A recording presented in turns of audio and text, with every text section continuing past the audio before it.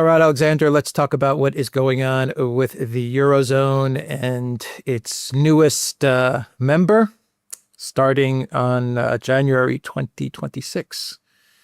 Bulgaria will be adopting the euro. Big mistake. What a big mistake for Bulgaria. Well, Alexander, your thoughts? Real quick, the people are going to be crying. The politicians and the oligarchs are going to be laughing and smiling. No. Your thoughts? Well, you said newest member. Why not say the truth? Newest victim, because that is what it is. Yeah. The fascinating thing about this is that you put it exactly right. The oligarchs, of which Bulgaria, by the way, has oligarchs. To be absolutely clear, you know Bulgaria. I mean, I know Bulgaria very well because I have family connections in Bulgaria. Bulgaria has oligarchs. It has a very, very tightly controlled and at the same time deeply polarized political system. The elections don't happen in the kind of free atmosphere that ideally you would like them to happen. The sentiment amongst a large section of the Bulgarian people, almost certainly, in my opinion, a majority of the Bulgarian people, if this discussion were to happen in a free and open way, would be to strongly oppose this thing. The oligarchs, of course, in Bulgaria will do extremely well because they'll be able to take their money in and out of Bulgaria as they choose. They'll be able to have their money in euros. The Bulgarian values will be tied to the euro. They will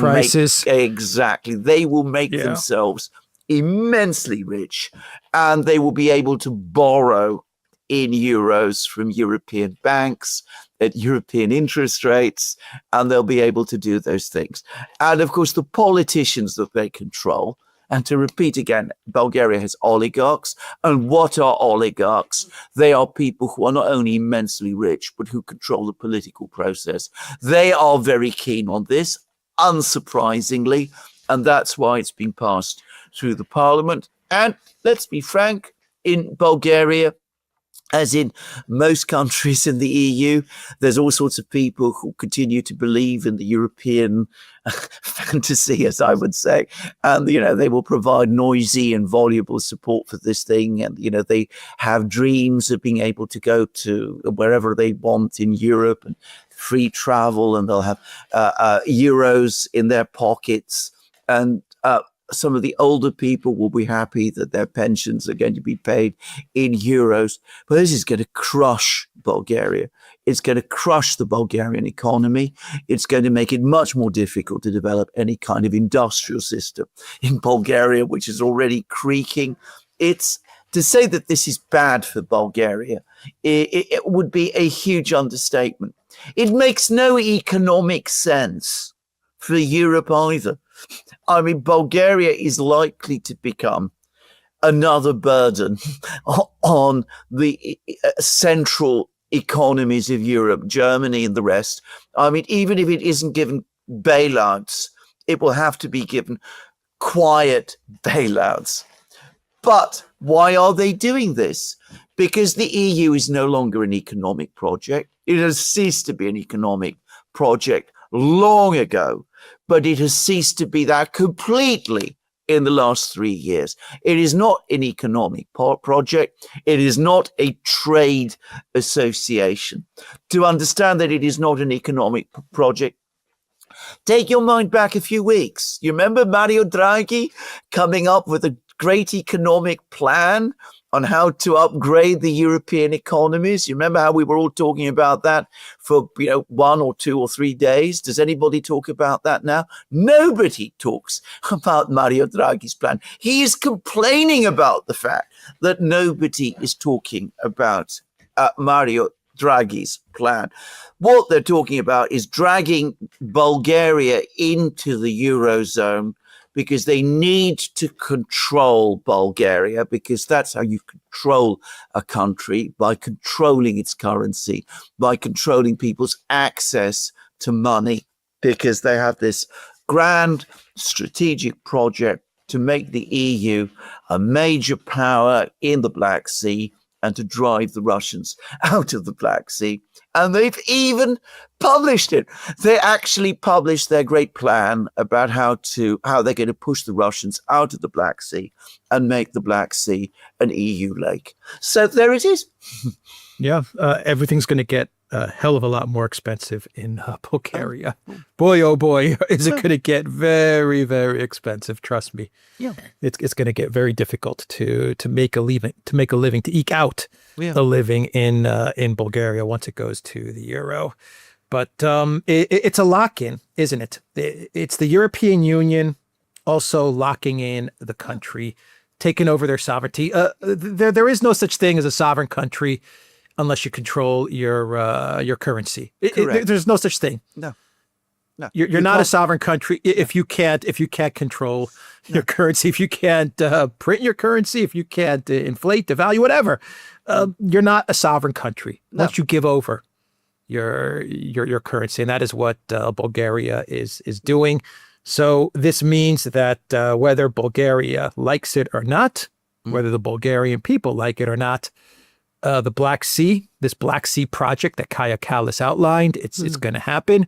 Bulgaria is going to play a significant role. It's going to backfire incredibly, but they don't care. And Bulgarians are going to be used as pawns in this geopolitical fantasy to control the Black Sea and to fight with Russia. And if they don't like it, Alexander, if they protest even a little bit, well, they're just going to shut off your freaking ATM machines. And the protest will last for about a day. Exactly. And I speak from experience. Absolutely. There you go. A Slav Orthodox country, historically very, very close to Russia, culturally, politically friendly to Russia. Many of the people in Bulgaria, as I know, still are. And not everybody is, but many, many people are. And as I said, this is now what it's going to find itself obliged to do. I mean, what is it? You could argue, one bank, the European Central Bank, one bank to rule them all, and in the darkness bind them. Yeah. So Romania's next, I guess? Absolutely, of course. That's exactly where it's going. That's exactly where it's going. And so just to end the video, what is the EU, what do you think the brilliant mind of Kaja Kallas, what do you think the strategy is for this Black Sea project? I mean, it's okay, so you're going to get Romania's next. You got Bulgaria now. In 2026, Romania is going to be next. They're going to lock down Romania as well. Moldova is going to obviously play some sort of a part. How do you get this plan to control the Black Sea? How do you push this forward? And you're going to try and get Erdogan on side, right? To help you to the way Erdogan would want to play on side. Yeah, of course. I mean, he always plays his own games, which are very complicated. But I mean, he's equally likely to betray you as to work with you, and more likely than not, at some point he will, because Erdogan plays the Europeans like a violin. Frankly, he's probably telling them all kinds of things, and they'll do all sorts of deals with him. But I mean, the plan. What are the geniuses? What are the geniuses in Brussels and in NATO as well? Yeah. What do you think they're? How are they envisioning this? I mean, it looks like they're going to lose their chance of establishing bases in the Black Sea, in Ukraine. Oh, well, they've already set it all out. They're going to establish naval bases in Constanza, in Bulgaria. They've already talked about, railway lines and expanding port facilities and creating bases and all of that kind of thing, and shipyards. And they're going to project power into the Black Sea. That's what they fantasize. And no doubt they will be hoping that Erdogan will not only lend the support of the Turkish military to this project, but he'll probably allow more warships to transit into the Black Sea through the Dardanelles, maybe even get the Straits Convention modified in some kind of way. So, I mean, that's the plan. It is a complete fantasy. I mean, it is a complete idiocy. And of course, what benefit accrues to Europe from doing any of this. I mean, it only makes sense if you are obsessed with Russia and want to wage perpetual conflict against Russia. But the idea of militarizing the Black Sea, of all places, taking on the Russians there, is lunacy. But, since when did these people act with anything like rationality? They never have, and they never will. And, because for them, an endless conflict with Russia is their way to promote their geopolitical project in the EU. And ultimately, this is what this is all about. But as I said, it makes no geostrategic sense. It makes no economic sense. Without Ukraine, the whole idea of establishing great bases on the Black Sea makes no sense at all. Doesn't look as if they'll be able to have bases in Ukraine. The idea that Romania and Bulgaria can be substitutes is foolish. But what it will do is it will involve these countries in this geopolitical chess game, and it will provide even more opportunities for the EU center to control their politics. Right. Just to make it clear, the EU is not looking at an expansion into Ukraine with this move. No. They're just looking to build up the bases in Romania and in Bulgaria so they can come along and they can say, okay, Turkey's a player in the Black Sea, Russia's a player in the Black Sea, but so are we. Well, yes. But I mean, this is a substitute for the loss of Ukraine. Right. Because the original idea, going back to 2013 and beyond, was that you get Ukraine into the EU and into NATO. You push the Russians completely out of the Black Sea. The neocons in the US, who are always much more forthright about these things, have openly spoken about it. You establish NATO bases in Crimea, in Odessa, and those sort of places, and then you drive the Russians out of the Black Sea completely. You can't do that now because nobody any longer seriously believes that Crimea is going to fall under NATO or EU control. It is looking Istanbul plus, if that's on the basis upon which the war ends, which is the best Ukraine can hope for, would prevent bases being established in the Ukrainian Black Sea coast. And it's likely anyway, we won't get Istanbul plus. We could easily see Russian control of the Black Sea. So we have to come up with this new plan, which is to establish bases in Bulgaria and Romania and to try to project power into the Black Sea in that way. And the ultimate idea is to choke off Russia's seaborne trade. So you already have a strong grip in the Baltic, because most of the countries in the Baltic are hostile to Russia and are members of all of the countries on the Baltic, apart from Russia itself, are hostile to Russia and are members of NATO and the EU. So you try to reproduce something like that in the Black Sea, which is actually much more important for Russian trade than the Baltic is. Yeah, but what's Russia's response? I mean, Russia looks at this, and obviously this is going to provoke a reaction from Russia, even from Turkey as well. I mean, I can't imagine Turkey looking on and liking the fact that the EU is trying to set up shop in the Black Sea. I mean, they must not be liking it. Let's talk about Turkey first, because this is where Erdogan is going to play one of his games. He's going to pretend to go along with this and get as much as he can from the EU. And they will probably give him quite a lot, or so he thinks. But ultimately, you are absolutely right. He does not want the EU in the Black Sea. I mean, as far as he is concerned, there are only two important powers in the Black Sea. One is Russia, which he may not like that, but that's the reality. And the other is Turkey. He certainly doesn't want the EU and the EU leaders, who he collectively despises, to establish a presence in the Black Sea. The Russians will, of course, be completely opposed to this, because this is straightforwardly directed at them. and they will be perfectly aware of these plans, and that will make them even more determined to keep the EU out of Ukraine. Now, there was a lot of talk, if you remember, back in April 2022 about in the original Istanbul agreement, that Russia would support Ukraine's entry into the EU. And there was discussion still about this way back a few weeks ago. But when the Russians met with the Ukrainians in Istanbul on the 2nd of June, the Russian memorandum said nothing about Russia backing Ukraine's EU entry. I think the Russians are turning against that idea. And of course, this plan will make them even more determined that about that. It will harden Russian positions on Ukraine's EU membership, with Russian officials like Lavrov openly saying now the EU is not an economic or trade association.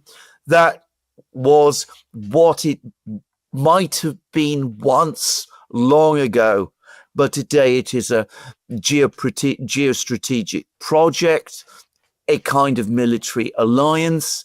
It is clearly an anti-Russian alliance, and we cannot have Ukraine in the EU. And I think in a few weeks' time, at the next iteration of the Istanbul talks, assuming that we ever get there, you will see that that is going to be the Russian position. Yeah, but my final question is what can Russia do to counter this move? Is there something they can do? There is absolutely. I'm not talking about military action. I'm talking about diplomacy, geopolitics. I mean, what does Russia do to counter this? Very difficult for them to do very much if countries like Bulgaria and Romania make the catastrophic decision of joining the euro. I mean, that is the trouble. I mean, how do you break that? I mean, they can tell the Bulgarians, this is a huge mistake that you're making, but then that will bring about the whole usual narrative that Russia is interfering in Bulgaria's internal affairs and all of that. I know for a fact that in Bulgaria, they can listen to Russian television broadcasts, and because there's enough similarity between Bulgarian and Russian, they can to a great extent understand what people in Russia are saying about this. So Russia does have influence. It has historic contacts. It has all of these things. And there is that cultural affinity as well. And we still have until 2026 before it happens. But ultimately, Russia can't control what happens in Bulgaria and Romania. It is up to those countries. If we get into a situation where Bulgaria joins the euro and Romania eventually does so, then they are trapped. And until the point comes when the entire EU project collapses, whether they like it or not, they will become more pawns in this geopolitical chess game against Russia that they have no real interest in. And in fact, which is disastrous for themselves. It'll make Russia an enemy. And at the same time, of course, they will have to accept terrible sacrifices in their economies. Yep. And they will be militarized as well. Absolutely. Both those countries. All right. Yeah. Militarized against Russia. Okay. In Romania's case, Russia and Romania have generally, for most of the last 200 years, been adversaries. But in the case of Bulgaria and Russia, it has been entirely different. I mean, Bulgaria owes its independence from Turkey to Russia. They've always been strong relations between Bulgaria and Russia. I mean, it will be a massive cultural break for its people, and perhaps a very difficult one. Yeah. All right. We will end the video there. The Duran.locals.com. We are on.